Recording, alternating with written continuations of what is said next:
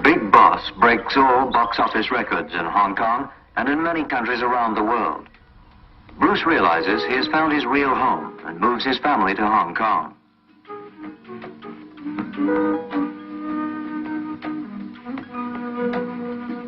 They move into this house in Kowloon, and the family quickly adapts itself to the new pace of life.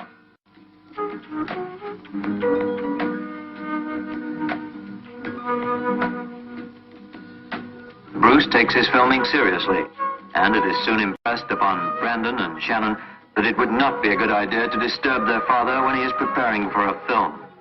It's much safer to play downstairs. In the quiet, exclusive district of Kowloon Tong, the home of many other movie stars and affluent businessmen. This was his garden, rare in crowded Hong Kong, a calm, serene oasis. It gave Bruce the chance to contemplate nature. It was a place he used to escape the hectic pace of show business life.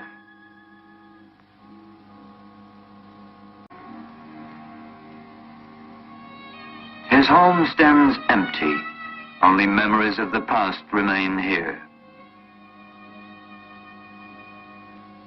His gymnasium. Bruce Lee proved that when it came to Kung Fu, no one could touch him.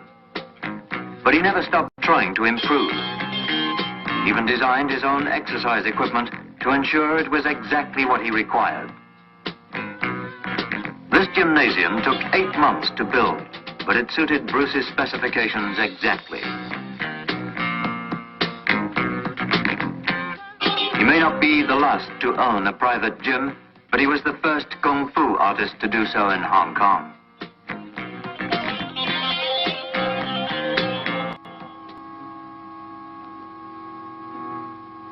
This was Bruce Lee's study, where he sat alone to think, to develop ideas for his films, surrounded by mementos of his career.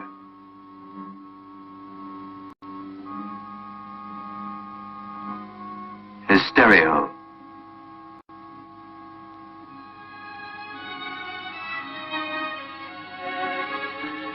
His wits. A scribbled note.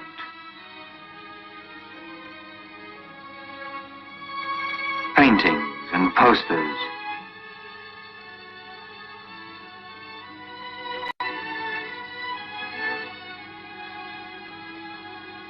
His clothes. His belt. His dog. Things which we take for granted in life, but now only reminders of happier times.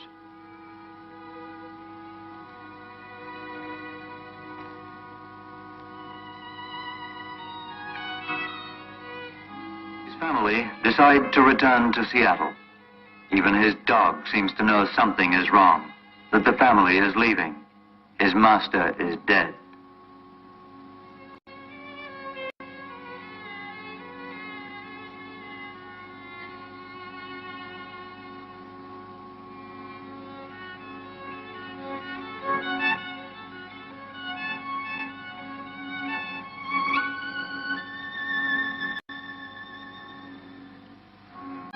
A few days after the funeral in Hong Kong, Linda and her children arrive at the airport to take Bruce back to America. The skies are overcast. A drizzle falls.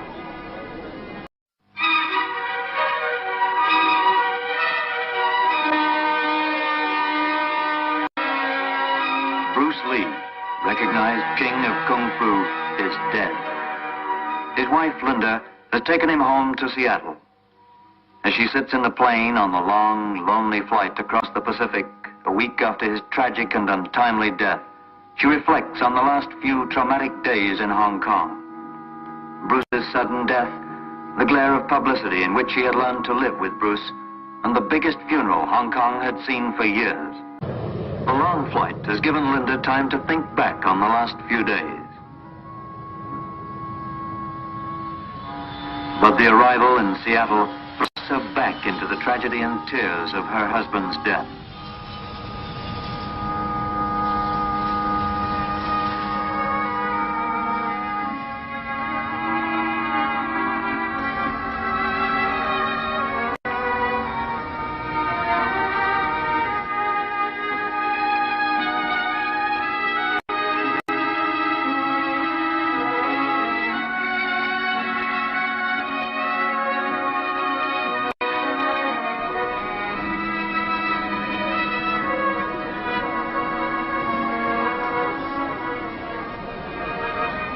Waiting in Seattle is Bruce's mother. And before they say a word, Linda and her grief-stricken mother-in-law fall into each other's arms.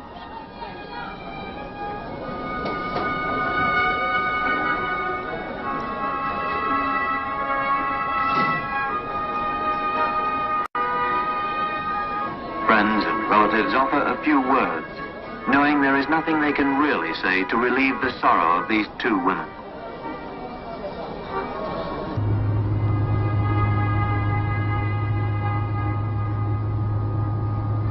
Linda goes to the University of Washington campus, where she and Bruce first met as students.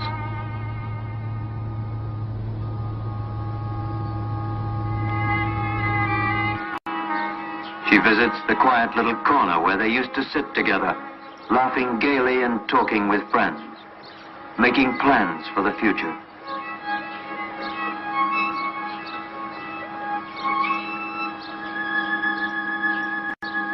The atmosphere is heavy with memories, and the fact that Bruce is gone is once again brought home to his widow. She revisits once familiar spots, remembering, all the time remembering, composing herself for the funeral and the life that still lies ahead of her.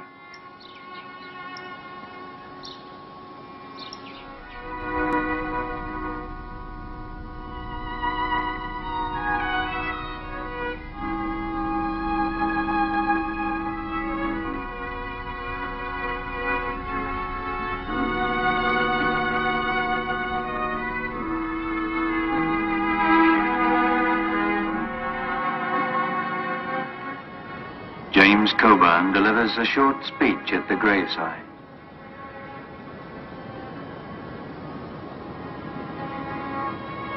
The pallbearers throw their gloves on the coffin in a final gesture of sorrow.